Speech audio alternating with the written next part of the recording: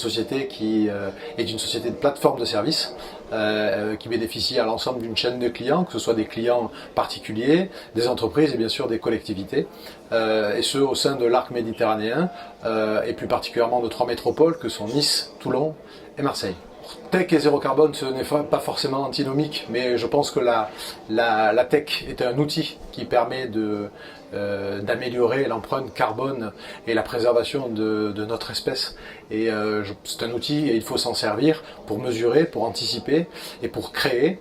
Il ne s'agit pas d'attendre que la tech nous aide à être plus vertueux sur ces sujets-là, mais bien au contraire à anticiper les sujets et surtout très en amont, parce que la conception d'un quartier de ville, d'une opération immobilière, elle nécessite une véritable anticipation qui permet à la fois d'associer les intervenants qui vont y vivre, les collectivités qui l'ont pensé avant nous, également les associations qui travaillent au sein d'un quartier ou d'un micro-quartier, et tout ça permet d'avoir une appréhension des sujets avec une thématique bien évidemment centrale qui est celle de l'empreinte que vont laisser les bâtiments, parce que vous savez que forcément le bâtiment en France et dans le monde entier, en tout cas par le biais du béton, a une empreinte forte en termes de carbone, et que les solutions que nous voulons apporter sont des solutions qui reposent sur l'économie circulaire bien évidemment, la construction bois. Elle repose également sur les sujets relatifs aux énergies, en essayant et en tentant d'être beaucoup plus vertueux en la matière. En fait, Nexity est très impliqué sur les sujets de la construction dans les centres-villes, et une de nos vecteurs pour améliorer l'impact de la construction et de plaider pour une hauteur plus importante des bâtiments en France, qui permettent de libérer de l'espace au sol et de moins imperméabiliser le peu de terrain qui reste en ville.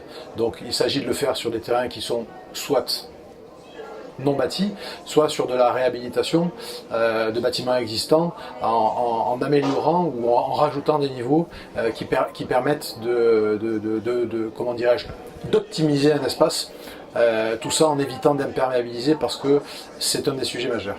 Verdir la ville, c'est possible et c'est surtout essentiel et déterminant parce que la végétation en ville, bien évidemment, fait baisser la température. La végétation en ville, et ça a été prouvé, diminue le nombre de maladies relatifs à la dépression ou aux allergies. Donc, bien évidemment, c'est possible. Il faut une volonté forte pour aller au bout. Il faut à la fois convaincre les collectivités, mais également être force de proposition. Être force de proposition sur des sujets bien évidemment d'agriculture urbaine, de jardins partagés, de plantation des 5e façades, et qui permettent bien évidemment de recycler de l'eau et d'être comment dirais-je, au cœur de la vie des opérations que nous fabriquons, avec un accompagnement pédagogique relatif à l'utilisation de ces espaces et surtout dans le temps. Verdir la ville, c'est essentiel. Je pense que 80% des Français ont envie de vivre à côté d'un espace vert. Ça a l'air évident comme ça. Donc notre métier, c'est de rendre service à nos clients et de leur proposer des choses qui leur conviennent. Donc c'est une donnée essentielle et déterminante.